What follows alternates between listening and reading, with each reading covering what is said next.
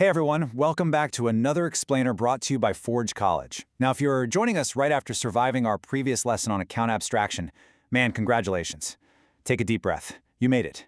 But, well, it's time to put our digital hard hats right back on. Today, we're diving into the Solana ecosystem track to decode some real, live on-chain data. We're going to be inspecting and reading Pyth price feeds.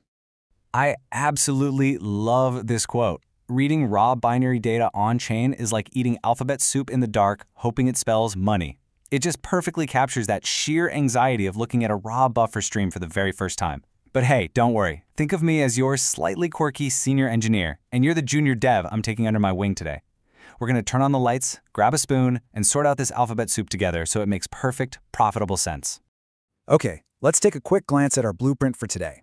First, we'll look inside the Pyth account. Second, extracting the raw data. Third, decoding and scaling prices.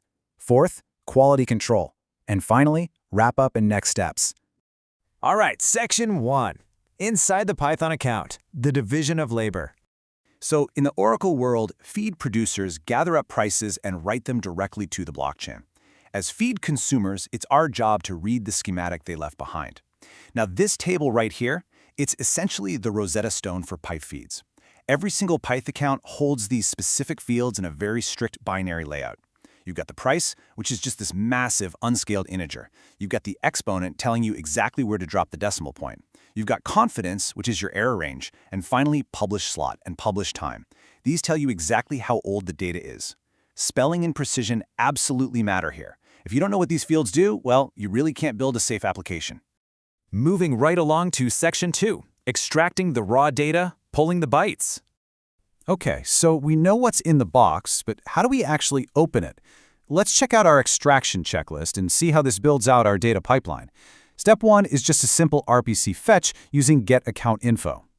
Step 2 is binary parsing, where we basically slice up the data using specific byte offsets.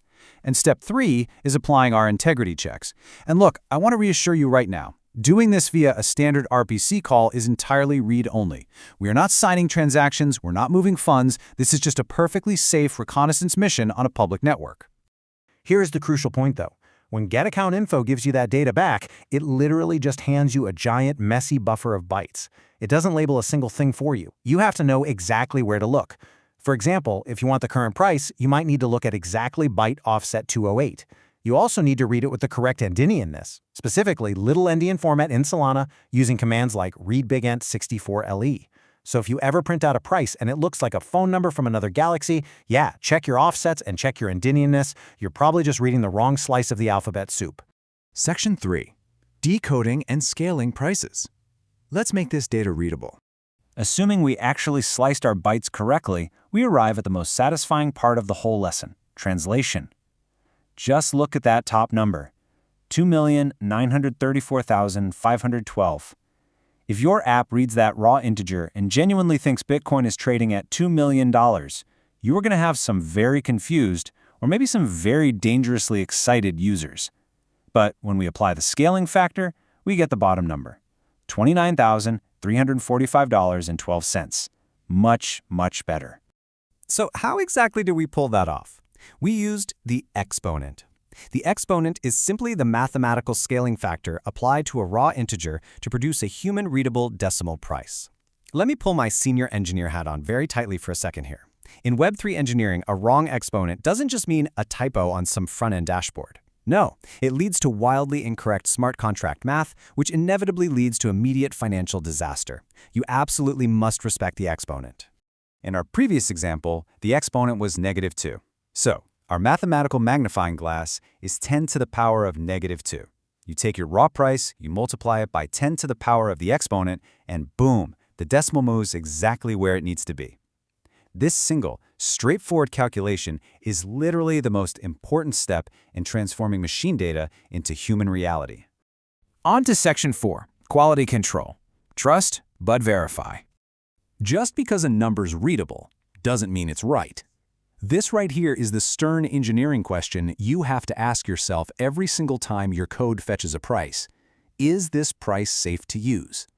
We cannot blindly authorize an application to trade or lend based on a number just because an oracle handed it to us. We have to be deeply suspicious. We have to run rigorous checks. First up is freshness. Stale price data in DeFi is exactly like eating 3-day-old sushi. I mean, it might look perfectly fine on the outside, but it is absolutely going to ruin your day. You literally must check the publish time against your current system time. If the asset is highly liquid and the price hasn't updated in over, say, 120 seconds, flag it. You should also check the publish slot against the current RPC slot, just to make sure the blockchain itself isn't lagging. If you detect extreme delays, your app needs to hit the brakes immediately and trigger a manual review. The second major check is the confidence interval. Think of this as the estimated error radius of the price. Because Pyth aggregates data from multiple publishers, they might not all perfectly agree. So the network gives you a confidence band. If the price is $100 and the confidence interval is $10, well, that's a massive 10% error radius. For highly liquid assets, if that error radius exceeds something small, like 1% of the price, your code needs to pause operations right then and there.